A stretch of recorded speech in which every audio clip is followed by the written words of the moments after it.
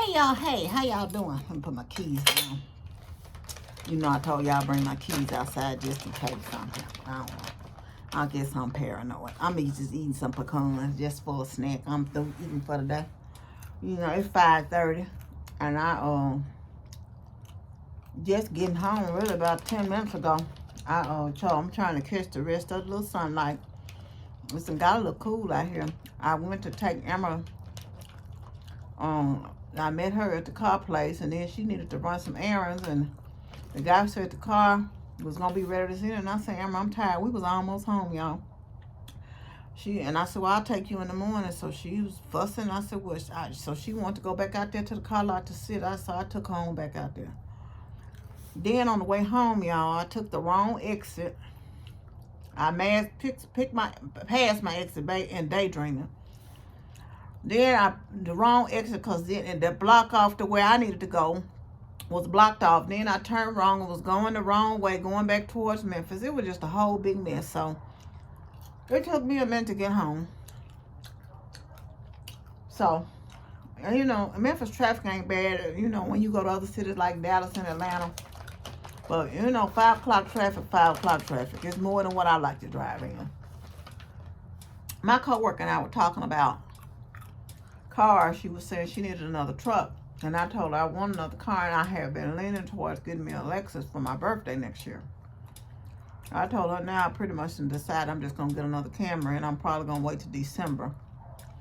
Hopefully I can try to get this fence paid for and not have to really, you know, be dealing with the fence payment and a car payment. I said, but you know, it's hard to go and commit yourself to a car note when you haven't been paying one. That's a hard pill to swallow. You know, I say luckily, well, my car runs good pretty good. The exclamation point coming on, I don't know what that is. It's been a while since I let the oil change get to the point where it came on, so I don't know if that's the oil light or what. I'm gonna have to look it up. And I'm gonna have to close these pecans because I'll sit up here and eat them like they going out of style. But so I'm gonna have to look that up. But I told her I've had that car for a while. It's a 2012 model, and still it only has 90, right at 94,000 miles on it, right? And I told her what I believe has saved. We were just talking about cars, and I said, you know, really the pandemic saved a lot of wear and tear on your car, you know, but we do go in 3 days a week, but it's still better than going in 5 days, you know. So it still saves some wear and tear and mileage and stuff on your car.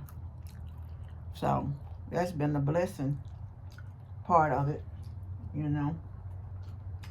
And I was telling her the next car I get, it's gonna have to be a 10-year car too. I'm not gonna get rid of that car. But I said I probably will buy. I've never had a new car. We were talking about that, and she said she has never either. And I said, you know, I'm probably gonna wait till my retirement, if God say the same, and just give me a new car. What I'm gonna call my retirement car then. So, y'all, I passed this place. Well, BNSF Railroad, right? And I'm really fascinated. And I looked it up online. I'm going to go in and look at the tour tonight. They say you could take a tour of the railroads tonight, online to a virtual tour. But I'd be so fascinated because I look how those, you know, it'd be a thing full of trailers. I guess the little trailers that be on the trains, right? And just look at that machinery, how they lift those trailers up. And you see a lot of tractors going into this facility, I guess, to pick the trailers up to haul. So these trailers are full. So you see that machinery picking those trailers up like a claw machine. You know, like the claw machine that you play, but it'd be like one of those big claw machines that pick up those trailers and move those trailers, I guess, around the yard. But that whole yard is full of trailers. And stuff like that fascinates me. I would like to just go see that in real life. But it's several of those machines, and it's off Lamar in Memphis. You know, so I was wondering where the tracks run, because I see those BNSF like train, the engine part, you know, and the caboose part. Sometimes they have them back to back. So it's just interesting to me, y'all. I was talking to my daughter, right? She gets her nails done all the time. And I was talking to her about how much money she spends on her nails. And I said, you know, I was telling her I was going, you know, sometimes I'll get mine dipped. Or I don't do the acrylics or anything like that. So I'll get them dipped sometimes. And sometimes I'll just go get the plain manicure. But I hadn't been in years. I said, I remember when it was $10. She said, Mom, you can't go nowhere and get no manicure for no $10 no more. Which I'm thinking, I said, 15? She said, no. I said, oh. I said, well, I don't need to go then. So, shit. And I normally like to at least get my feet done one time and then I do the maintenance. But I hadn't even been getting my feet done in a while. So, when she told me, and she goes 1 month a year without getting her nails done because she said she likes for her nail tech to do it. I said, you know what, that ought to let you know something, that you paying way too much money to get your nails done. They have cornered the market and got y'all brainwashed. Because I was listening to the girl, she said she spends $300 on her feet and nails every time. And she feel like a man that if he wanted a pretty girl, he would be ready to do that. She said, I can handle the big stuff.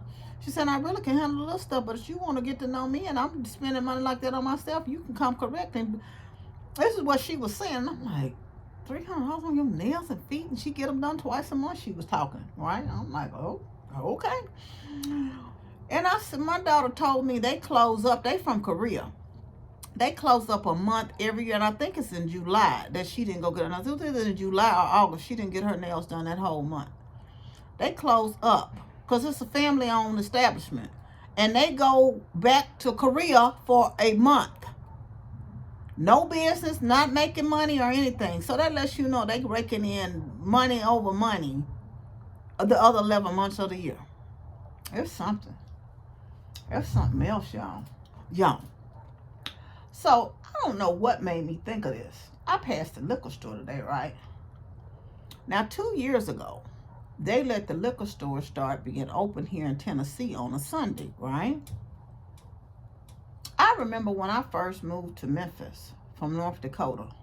I was 21. And I was working at Kroger.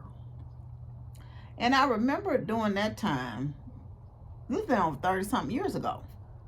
During that time, you could only buy beer on Sundays after 12 o'clock, right? Right. I'm going somewhere with this. So they started selling, and the liquor stores be opening a couple of years ago. I think it's been about 2 years now. So you can go in the liquor stores and buy liquor and whatever else have you on a Sunday. So I was in the store after church. I didn't go to church last Sunday, so it was a Sunday before that. I was in the little corner store where I have like the meat cut, at that store. And this lady came in and said, she wanted to buy a beer. And he said, ma'am, I can't sell you that beer. And I was like, so, my nose itself. I'm like, what? I thought you could buy liquor and stuff on Sundays now. So she said, why not? He said, not to 12 o'clock. I said, what? I'm all in their business, I said, 12 o'clock? She said, well, it's 12 somewhere. She said, what time is it? And I remember him distinctly saying it's 11:17. And she said, it's 12 o'clock somewhere. I said, why is that even still a rule in my own head? This was over 30 years ago. This was a rule. You couldn't buy liquor or beer after 12. But if you opening up the liquor stores on Sundays, what difference does it make what time they buy the stuff if they buying it? I thought this is so, just either don't sell it on Sundays or sell it. Whatever you're going to do. Which one is it going to be? But it was after 12 that got me. And I'm like, what? Why is that even still a rule? So is that a rule where y'all are? I don't drink beer, but it was just the oddest thing to me. I was like, what is that about? So anyway, that's but child. Do y'all get y'all nails done? And if so, how much is the most you would pay for nails? Is that reasonable now? That seems like a lot of money to be paying for nails. I was just talking to my daughter. We were talking about some stuff in the car. And I was saying, it's sad that, you want to help people. And sometimes, especially when people have children, you lean more towards helping them when they have kids. I said, but people can manipulate you when they have children because they know that you feel for the children over them. And you will make sacrifices for their kids where they're not making sacrifices for their own children. I said, but it's hard pressed to want to help some people that don't want to help themselves. I said, I don't mind helping anybody, and everybody falls short. I fell and been down and had to have help. But one thing about me is I've always tried to help myself. I said, people rarely want to help you when you're able-bodied.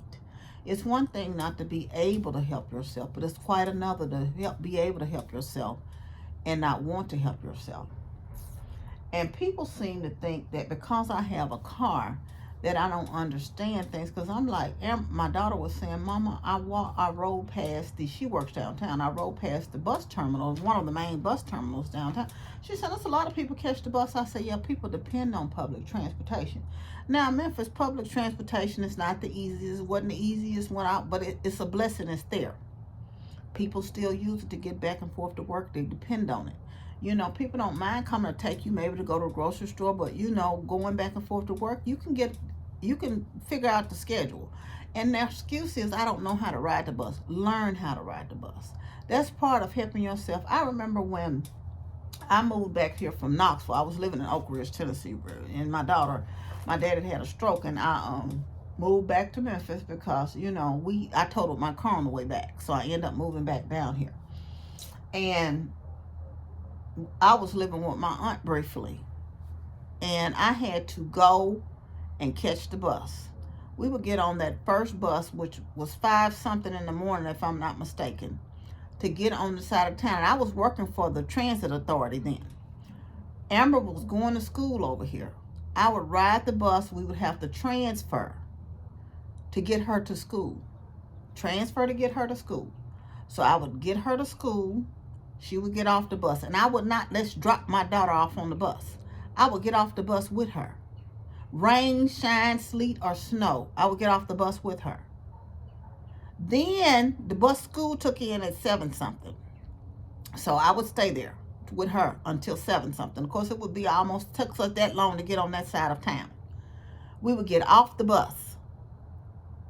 Then I would wait on her to get in school, and I would go back to the bus stop, which wasn't just right there waiting on me. I'd have to wait till the buses came. I would have to go down and get off the bus, get on the bus, and transfer again to get to my job.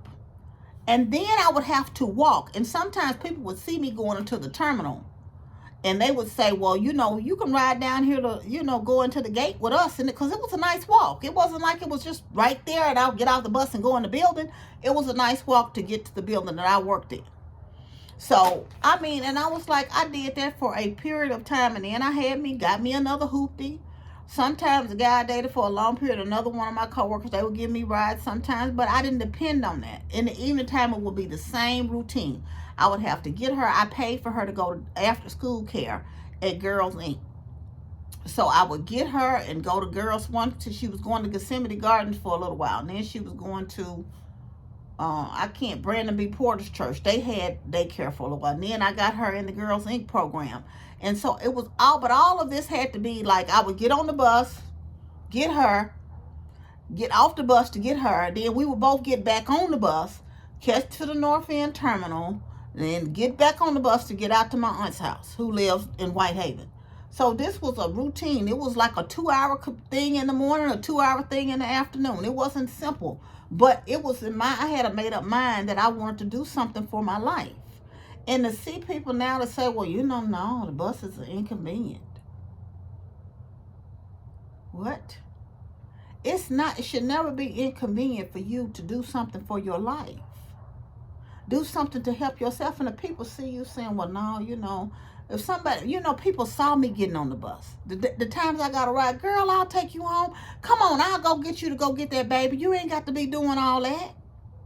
Because they saw me, and even when they didn't get me a ride, it wasn't like I wasn't showing them for it. They still saw me going. So every time they could give me a ride, they gave me one. because they saw me struggling and trying to do for myself. And that's what I'm saying. When people see you trying to help yourself, they will bend over backwards trying to help you. But you sitting around saying excuses and waiting on somebody to help you, and they're not just gonna do that, because people are busy doing like their life, doing their thing, and your situation is not their priority, the top of their list. And so I was saying it's frustrating to see people that need help, that not doing anything to help themselves, is just sitting around just thinking about it, like it's going to automatically, just happen for them. I don't know, y'all. Anyway, I'm going to get off here. I just thought I'd come on here because it's getting a little darker and it's getting a little nippish. That's the only thing about the fall. I love the fall weather. I love the spring and fall. They're my favorite. My allergies act up bad during that time, though. But it's just a beautiful time. But at least in the spring, it stays a little, lighter. But, that's the only thing you kind of missed, is when it's time that it starts getting dark early. And you miss the sunlight. But I hope it's not too, cold next week. I think I'm just going to lift the garage up and put my little heater on. Amber had the little heater. They say it's still out here. I'm going to put that little heater in the garage, and I think I'm going to sit out and pass out the Halloween candy. I told Amber I'm not going to do like I did last year, because you had some of the teenagers that just came and took all the candy. But luckily I had some, and one little girl, I think I had 2 people afterwards, came in. But like I said, I don't even know if I got enough candy this year. I had some left, and I sent it over to her nieces and nephews, which would probably be the same thing if we have any left this year. I'll fill up the candy dishes, because I think they need to be filled up, for guests and stuff. But other than that, I'll send the rest away from here. But anyway, I'm going to get off here. I hope y'all had a good Thursday, because I've just been talking about this, that, just chit-chatting out here. This, that, and the third. But anyway, I want to thank you for joining me yet again. Y'all, I don't know how people do it. How they work a full-time job. I was watching somebody earlier, and she said, the VlogTober was weighing her out. She works full-time. Danny J, I think that's her name, Danny J. But she said was wearing her out, so she can't wait the Monday. And I said, I've enjoyed doing the videos. And I'm trying to, I know I haven't been able to answer all the comments, but I've tried to kind of still engage and answer the comments, on all my social media. I may not answer all of them, but I try to answer some of them. And if you're active on every social media platform, you're doing videos every day, and then I do the inspirationals just about every day. Not every day, but just about every day. I've been still writing on my second devotional, which, like I said, is much more heftier than the one I have out now. And again, if you want to buy the devotional, the link will be in the description. But thank y'all again for the support. But I mean, working a full-time job, it's just a lot, y'all. And still trying to have a life and do stuff. Oh, I could see this. I could see why people that do this full-time, this is all they do. Because you really can get very busy with doing social media and, doing your videos and engaging in your comments, and I guess doing sponsor stuff. And I've had so many sponsors reach out to me wanting to do their products, but I just don't, I'm not doing anything for products, because I don't need another gadget or nothing here, so it's gonna have to be a paid sponsorship if I do something. But not only is it gonna have to be paid, because I've been offered a paid one, but I'm not interested in that. So I'm not gonna get on here selling y'all something that just for money that I'm not interested in at all. That's something I just not going to do. If I'm not going to use it, I'm not going to tell y'all about using it. But anyway, that's enough of me talking. I'm going to get off of here and carry my little hind tails in this house. And I'm going to get ready for bed, to be honest with you. It's been a long day. I felt a little bit better today. It was a bit difficult to sit up at that desk. I kept shifting, but the pain is not like it was yesterday. But like I said, it's nice to kind of be able to, when you're in the pain, to kind of be able to sit and prop my legs up. And I have a little footrest, but it's not the same as being able to kind of prop my knees and stuff up on a pillow. But anyway, so like I said, the days I can stay home when I can and work, it's a blessing when I'm in pain, So But I still try to go. I don't just not go.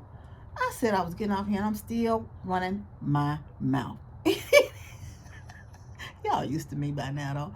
Anyway, y'all know you're loved. I love you, and God truly loves you the most.